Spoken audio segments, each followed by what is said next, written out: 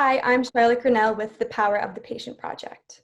While telemedicine has become the popular way of seeing your doctor, as the pandemic continues, patients are slowly making the decision to once again see their doctor in person. More than ever before, the folks at the front desk of medical practices throughout the country are becoming the connection to scheduling these appointments and assuring anxious patients that their visits will be safe and complete. My guest today is Bob Kieserman. Bob is Executive Director of the Power of the Patient Project, and a large part of his career as a professor of healthcare administration and as a healthcare consultant has been devoted to medical practices and how they are managed. He considers himself an observer of the patient experience. Today, we're talking to him about the effect of the attitude of the front desk staff on the overall patient experience, especially right now. Welcome, Bob. I'm so excited to get started with this topic.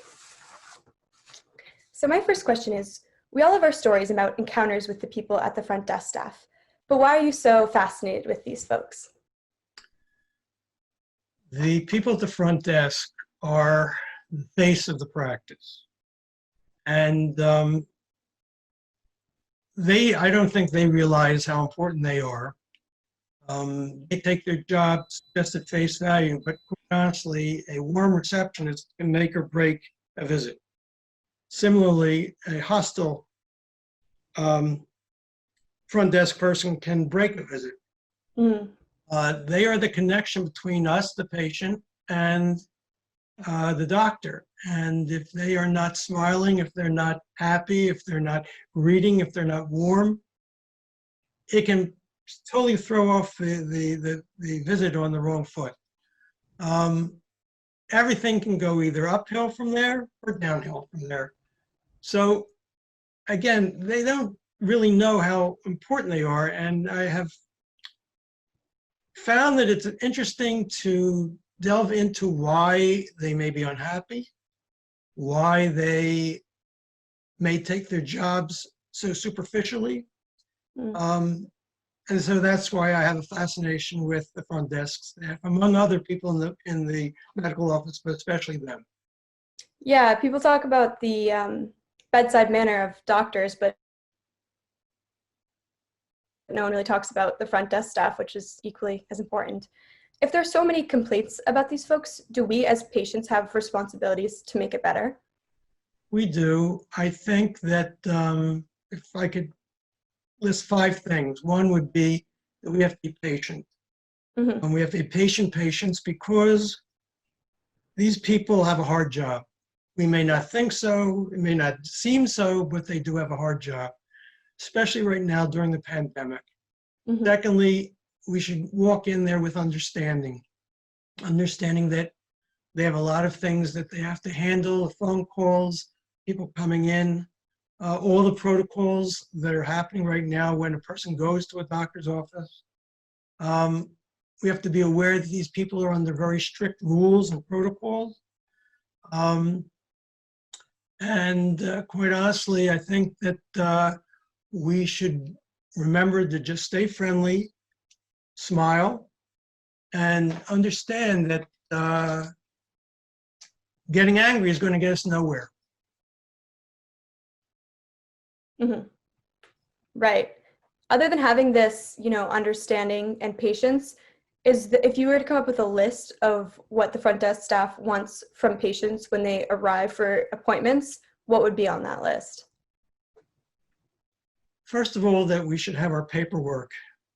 This is very important to them. They can't process a patient in an office without paperwork. So we can come with our paperwork ready. Now, some people right now, and justly so, have a real fear of pulling out their cards from their wallet because of the handling of the cards.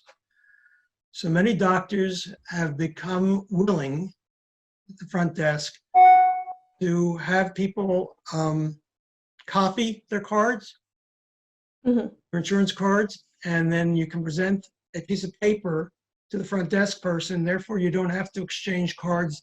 They take the copy, they do what they have to do with it, and then they dispose of it.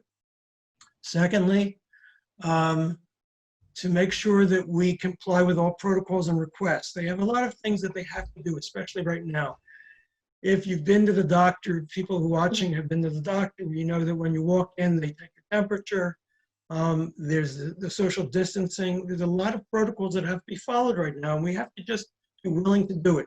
Most importantly,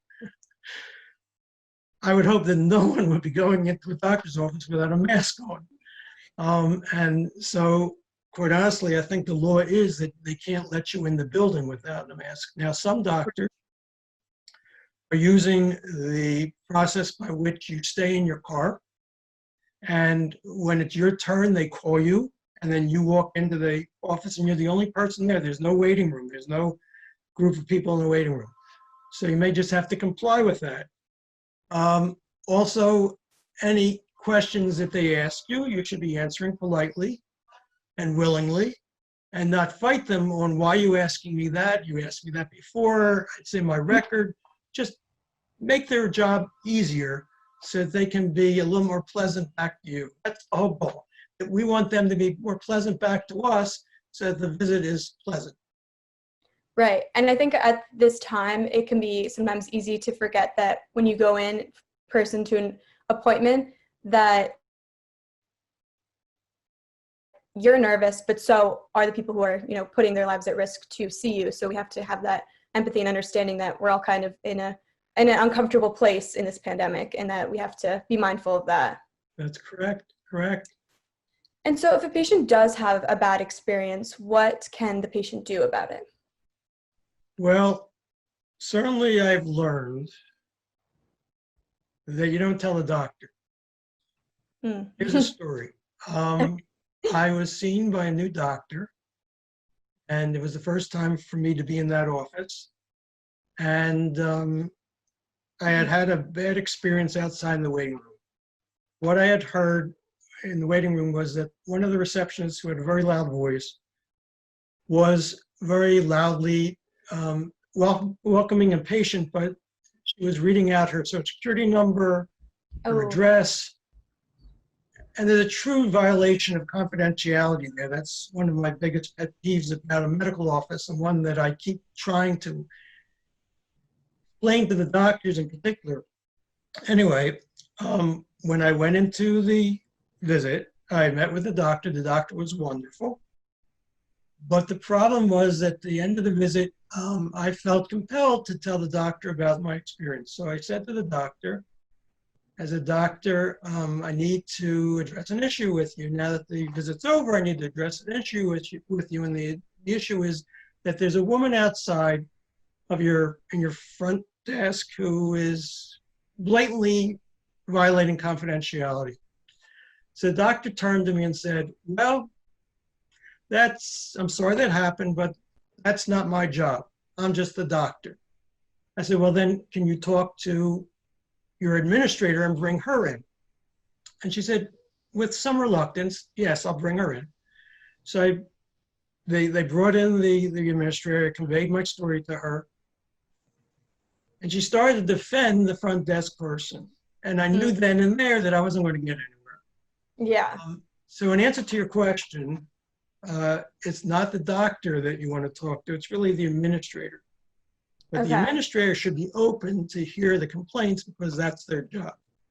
And if in fact you don't get any satisfaction from that, because we have so many healthcare systems today, we're not just little tiny offices anymore, there's always someone above that administrator that you can go to. But ultimately, that's who you want to talk to, the administration, the people who are responsible for managing the business aspects of the practice. Right. It's helpful to know that there are things that you can do in that situation instead of, just sitting by and being uncomfortable by it. You can I agree with you. We shouldn't just take it. If we don't say something about it, the next patient's going to have the same experience. I agree with you. You're right. Right. And so finally, what are some tips to making an encounter with someone on the front desk staff better, either when calling to make an appointment or when going in person? Well, certainly when you're in the office itself, maintain eye contact. Smile. Again, be mindful if their job is stressful. I always say, don't show attitude, show gratitude, so that they know that we appreciate what they do. and always leave the phone call or the visit with a thank you. These people need to be recognized. They need to understand that we do care about them. We honor what they're doing. I don't know how much recognition they get from their doctors or from their administrators. So the patients really have to be the conduit that says thank you for contributing to our healthcare experience. But in closing, I just want to say that it's really important for patients to, as you said, to be mindful of this, to be proactive about this, and to understand that these people are not there to give us a hard time, but maybe the 3 patients before us gave them a real hard time. And that's maybe why they have an attitude. So we want to try to contribute to the experience and make them calm and cool and collected, because it's the worst thing in the world is for a patient to have to go into the examination room after they've been through an argument with the front desk. We don't want that to happen, nor do we want them to have a bad experience when they come out of the examination room. So these people really become very, very important. And we in the project are constantly trying to talk to them. In fact, we have a part of the project that allows us to go in and find out what is on the people's minds, what is on the minds of this front desk, so that we can help the doctor and the administrator better understand what they need to do to keep these people happier in their job. Because it really comes down to job satisfaction. And if they're satisfied in their job and realize the importance that they have, we're going to have a better patient experience.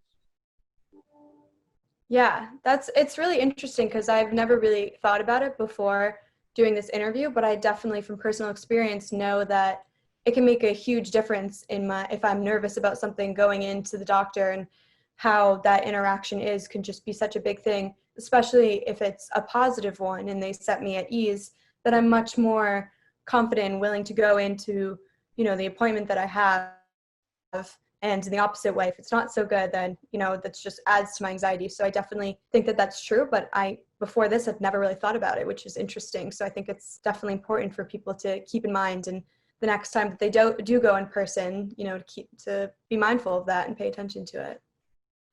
Okay. Well, thank you for talking to me today. Yeah, thank you so much for doing this interview with me. This was such an interesting topic, and I'm really glad that we got to discuss it. Good.